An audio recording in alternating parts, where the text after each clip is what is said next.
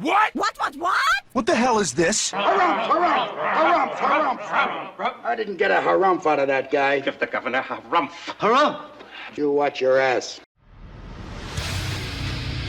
I see you shiver with anticipation. Let the show begin. Hey everybody, this is David Heretic coming at you with another edition of Reactions, Reviews, and Rants. And tonight, okay, we're coming back to Bruce Springsteen. Yes, indeed, Bruce Springsteen Fans FEELIN YOU. Come on now. Here we go. Before we go any further, for those of you who are feeling inclined to doing all the clicks and the likes and the bibbity-boobity bop, do me a favor before you do all that stuff. Please watch the whole video first, okay? Give me a chance to actually earn those clicks and likes. Now, after the video's done, if you still feel like doing all those clicks and likes, then by all means, feel free to click away. This comes as a request from Ryan Wackley, and Ryan wanted to see me react to the song by Bruce Springsteen called Ain't Good Enough for You. Now, have I heard the song before? No, I have not. To the best of my knowledge, this does not resonate with me in any way, shape, or form. However, there's always a possibility I may have heard this song in passing and I just don't realize it. So as always, if I start listening to the song and I suddenly go, wait a second, hang on, I recognize this song, I'll let you know. That's the truth. You know me, I'm going to be honest with you guys. This was posted by Sergio Robles, okay? And the video has 61,920 views. It'll get you there. Other than that, there's really nothing else left to say. Link to the original video will be down below in the video description for your viewing pleasure at your leisure. Let's get started. What do you say? Are you ready? Are you ready? Because here we go. All right, here we go. Bruce Springsteen, Ain't Good Enough for You. Gijon 26, June 2013. Cool. All right, let's do this. All right, boy, let's do this.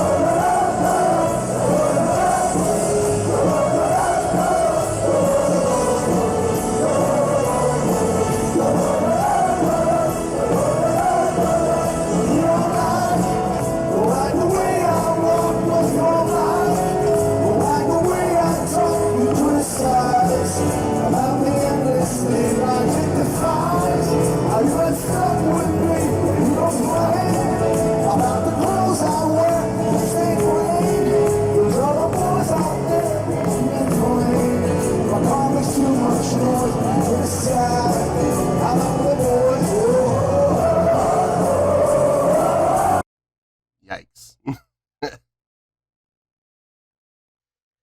Okay, look. This is one of those weird times where we have paradoxes happening. And I'm saying that because some of the things that are working for this performance, as well as it is also some of its downfalls as a video goes. I'll give you an example. I'll give you an example of what I'm talking about. Which one to pick? There's a lot of them. Okay, let's do the signs. The signs. Okay, here's an example of what I'm talking about. Now, in the past, when I've done reactions to Bruce Springsteen, I've seen the signs, and I was curious. I'm like, what's with all the signs, and why is he taking signs out of the crowd? And everybody in the comments told me what they're about. People put up song requests. It's almost like a hodgepodge of songs they want to hear, whether they be originals from Bruce Springsteen, they could be covers that Bruce Springsteen is known for playing. They could be covers that Bruce Springsteen has never played before, ever. There's a lot of things that go up. And he is known, like he did here, to go out and grab some of those signs and some of those posters in the crowd, bring them back to the stage, and, show them to the band, and this is what we're going to do. Very cool, very spontaneous. I like that. I like that approach.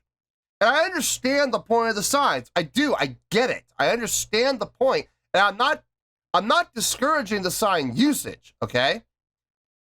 I think it's pretty cool. I think it's pretty unique. You don't see too many bands that have the guts, as Mick Foley would say, the testicular fortitude to do something like that. Impromptu, unplanned, unstaged, unscripted. Just grab a song out of the audience, hope to God the song that, the band knows it, and we're going to do it. It speaks volumes about Bruce Springsteen, but more importantly, it speaks volumes about the E Street Band as a whole. Being able to pull that song literally out of thin air, no rehearsal, no chance to go over it, no scratch charts or cheat charts or anything, or lead charts, nothing like that. Just, here we go. 1, 2, 3, 4, boom, and they do it. And every single time I've heard them do it, I think it's like the third or fourth time I've seen them do it, I've heard no issues. I've heard no problems. I've heard nothing that sounds bad. So that is a testament to the band. Now, the signs. Here's my point. I think the signs are a great thing. I think the signs are pretty cool, actually. I was kind of against them at first, but the more I've seen them utilized, the more I get it, and the more I understand it, and the more I appreciate it. Having said that, this video, the first 30 seconds, signs. That's all we saw. Every once in a while, we would see Bruce's head pop up over the top of one of the signs.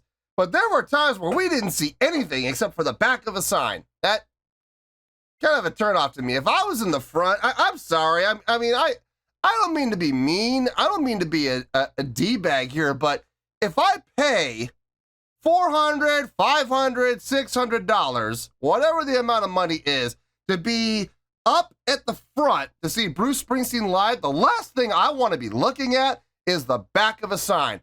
Guarantee you, if I'm ever in that type of a crowd and someone puts that sign up, you know what? I'll let it go a couple of times. Yeah, sure, okay, fine. But if it keeps popping it up and popping it up and popping it up, and it keeps obstructing my view of the show, you want to know what I'm going to do?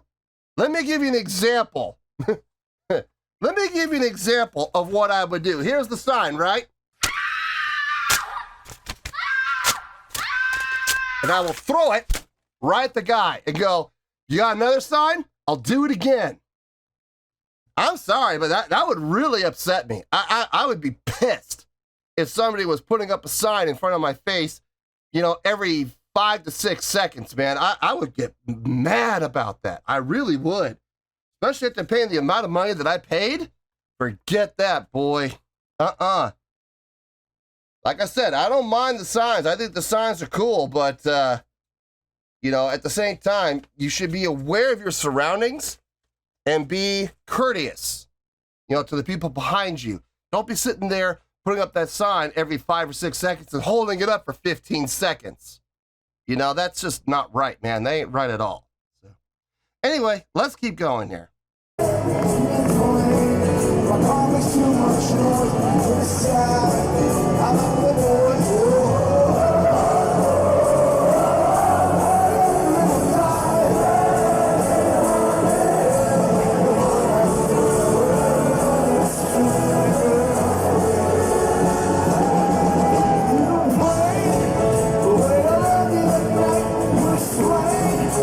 really not sure.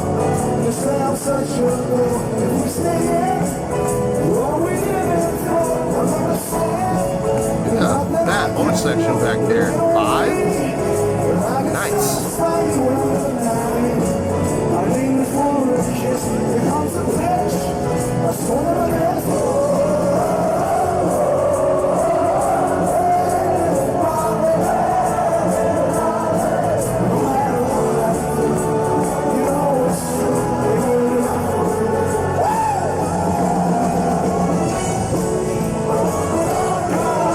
Let's hear those horns.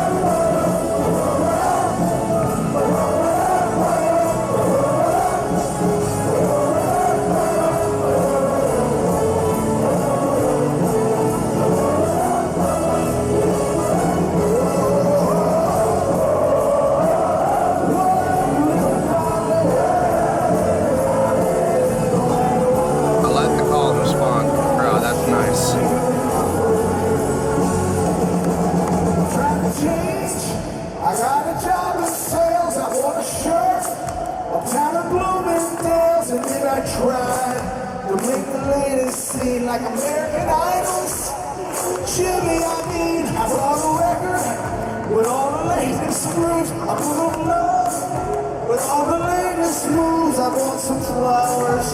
I went out your door, you came out. You didn't want to see me.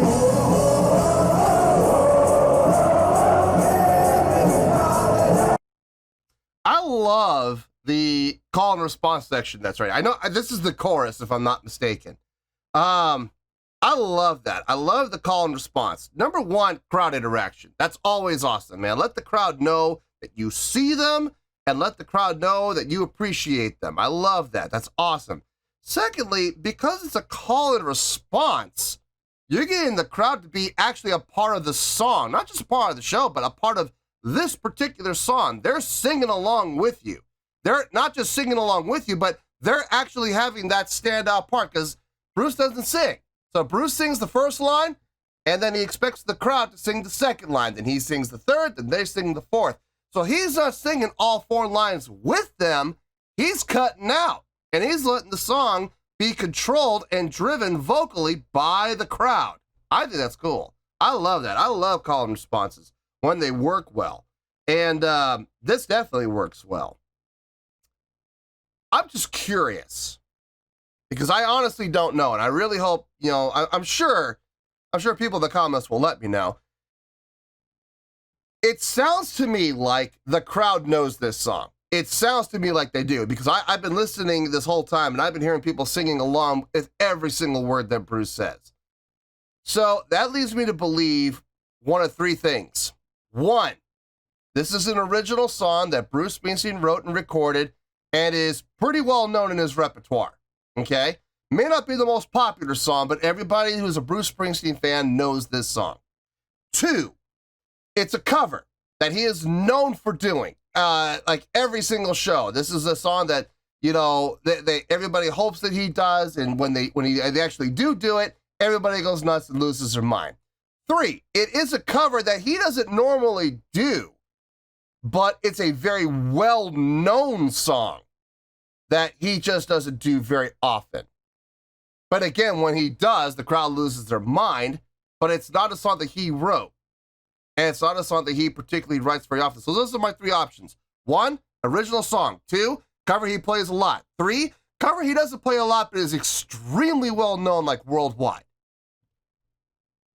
I don't recognize it, so I don't think it's number 3. I don't think that's it. I don't know. I have no idea. That's why I'm asking you guys in the comments. Let me know, because I would really genuinely like to know. Anyway, let's finish this out. I think we can get this all done. It's under 2 minutes. We should be all right.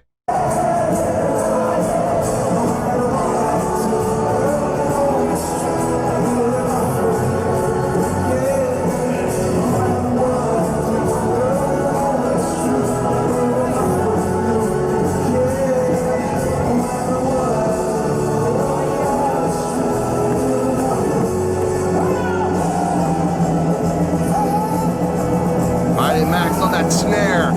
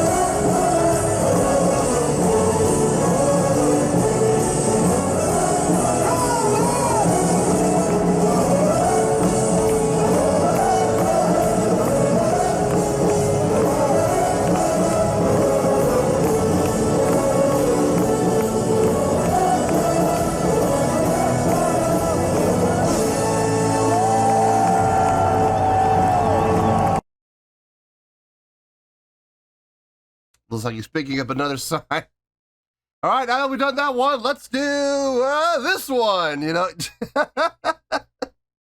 Hey, look, if they can do it, and if anybody can do it, they can. Why not? Why not have some fun with the crowd? Why not make each individual concert a little different? You know what I mean? I like that. I like it when concerts aren't universally the same, you know, set list every single show. When you can mix it up a little bit, it gives people a reason to look forward to going to the same show the next night. You know what I mean? I like that. I think that's a great idea, especially since the band can pull it off. I don't see any reason why not. Honestly, there's not a whole lot to talk about. There's a few things I want to discuss, but there's not a ton. So I don't think it's going to be a long review. Probably, I'm guessing somewhere between 8 and 10 minutes, probably. So anyway, let me get my thoughts together. I'll see you in the review, and we'll talk about it. Well, there you go, folks. That was Bruce Springsteen with Ain't Good Enough for You. This was a request from Ryan Wackley. Okay, I thought about it, and the more I thought about it, the more I was able to condense things down. And there's really only like 3 or 4 things I really feel like we need to talk about. So there isn't a whole lot to discuss. This may end up being a short review after all. I don't know. I guess we'll have to kind of play it by ear. Let's start with the score. On a scale of 1 to 10, I'm going to give that an 8.1. Yep, 8.1. I feel good about that score. Let me tell you why. Why? Okay, it's not a complicated song. It's a pretty easy song. It's just following the same chord format pretty much the entire time. Verse, pre-chorus, chorus, it's all structured the exact same. The same chordal flow. And there's nothing wrong with that. There's absolutely nothing wrong with that. Believe it or not, there's a certain level of comfort that comes with that. When you have a song that is so easy to follow, when you do have a song that is so repetitive, a lot of people take joy in that, and a lot of people, to some extent, find comfort in that because there's no guesswork involved. There's no wondering what's going to happen next. There's no wondering what comes after this part. You know what I mean? There's no uncertainty. So there is a certain comfort that goes hand in hand with that, and I'm not going to criticize it for that. You know, I don't know when this song was written. I have no idea. And I don't, like I said, when I was doing the reaction, I made this very clear. I don't know if this is an original song by Bruce Springsteen. Maybe this is a cover that the band plays, you know, and is pretty familiar with and plays pretty frequently. Or this is a song that they don't necessarily play very frequently, but it's such a well-known song that it's like one of those songs that everybody should know it. Now, I don't know it. I don't recognize it. But that doesn't mean that, just look, just because I don't recognize it doesn't mean that's not a well-known song. You know, I know a good number of songs, but I'm not going to sit here and say that I'm the be-all, know-all of every song ever written. Far from it. I maybe know maybe 2% of every song ever written. Maybe. And I don't even think it's that high. That's being extremely generous. But I mean, my musical knowledge is not infinite. You know what I mean? Now when it comes to songs that have been written throughout history, I don't know. You know, I don't know if this is a Bruce song or not. But in either case, I do feel like this was a well-done cover. I do feel like that maybe it's an original. I don't know. But I feel like the song was well played. It was well executed. I didn't hear anything that stuck out like a sore thumb. It sounded like everybody in the band either is very familiar with the song, or the song is well enough known and is easy enough that you could literally pull it out of thin air if you know the song and just play it. There's a lot of songs like that. I remember the first time I played, what's the name of the song? Rock and Roll Band from Boston. They had charts in front of me, and I'm sitting there going, I think I could actually play the song without the charts. And I did. I mean, I had the charts in front of me, and I was able to, you know, verify what I was playing and what was coming out of, you know, like I said, I pulled the song out of thin air, and I played it to the best of my memory and the best of my recollection, the best of my knowledge. And as I was playing along, I was looking at the chart going, okay, I was right about that. And I was right about that. And I played it, and yep, I was right about that too. You know, it happens. When you hear a song often enough, you internalize it. And it becomes something that just seriously almost becomes second nature. So I understand that completely, and I really feel that the band did a great job of doing that, if that's the case. Now, it may not be the case. Like I said, this might be a Bruce Springsteen original, and they all know it. And they've played it before several times, and they're very familiar with it. So, I don't know. I don't know the circumstances there. All I do know is this. It sounded good. It felt good. Nothing stuck out like a sore thumb. It had a good amount of energy. It felt good, man. The song as a whole just had a really good feeling about it. And I got no issue with the song as a whole. I think it's a nice, feel-good, easygoing song. Not too complicated, just a fun tune. And what really kind of made it fun for me more than anything else was the crowd interaction that Bruce was doing. In particular, the call and response on what I believe was the chorus, where Bruce was in the first line, and then he would expect the crowd to hit the second line. That's why he laid out, and he didn't sing it. He kind of put it on the crowd and said, you know, look, I'm not going to sing it, so you better. You know what I mean? And I like that. I like when the lead singer kind of puts it on the crowd, because then if the crowd doesn't do it, it doesn't make the lead, well, it kind of makes the lead singer look bad, but really it makes the crowd look bad because they didn't decide to pick up that mantle and pick up that torch and carry on. You know what I mean? So I like that. I think that's a great idea. And in this case, the crowd responded. I think Bruce probably felt very comfortable doing that because right when the song kicked off, the crowd was there singing it. You know what I mean? So I think Bruce kind of went, okay, we got a live crowd here today. We got a hip crowd. We're going to have a good time with this.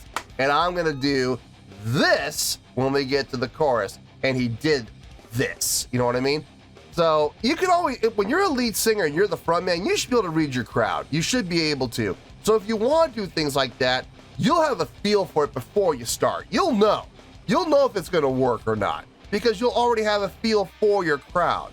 At least you should. A good front person is able to read the crowd, and we'll know if it works or not before they even do it. Yeah, and that's pretty much all I got to say about the song. There were some paradoxes that were happening. We talked about the signs. It was really cool hearing the crowd sing along with Bruce, but I'm going to be honest with you, there were times where the crowd was louder than Bruce was, and we couldn't hear Bruce worth a dang because the crowd was being so loud. It's a good thing and it's a bad thing. You know what I mean? Kind of like the signs. It's a good thing and it's a bad thing. You know, it's give and take, and unfortunately, you're always going to have those minuses to go along with the pluses. As long as the pluses outweigh the minuses, that's what really ultimately matters. So, Anyway, I think it was a great song. More importantly, I think it was a great performance. A lot of great crowd interaction, a lot of great stage energy, a lot of great movement and motion from Bruce in particular, moving all over the stage, putting on a great show for the crowd. So I really got no issue with this at all. I think it was a great job overall, and that's why I'm giving it the great score of 8.1. So, 8.1, final score, I have spoken. Well, that's going to do it for this edition of Reactions, Reviews, and Rants. Hope you all enjoyed the show. Hopefully I was able to entertain you. If I was able to put a smile on your face and brighten your day, I did my job, and I'm so glad I could do it. If you guys feel like joining the fan base, go ahead and click on that button down there. If you guys want to like the video, go ahead and like the video. If you guys want to ring the bell, go ahead and ring the bell. It honestly doesn't make any difference at all to me, but if you guys feel like doing these things, then, by all means, feel free to do so. Well, that's going to do it for tonight, folks. Thank you very much for watching, and as always, this is David Heretic signing off, reminding you to stay fabulous and support each other. Later. Peace.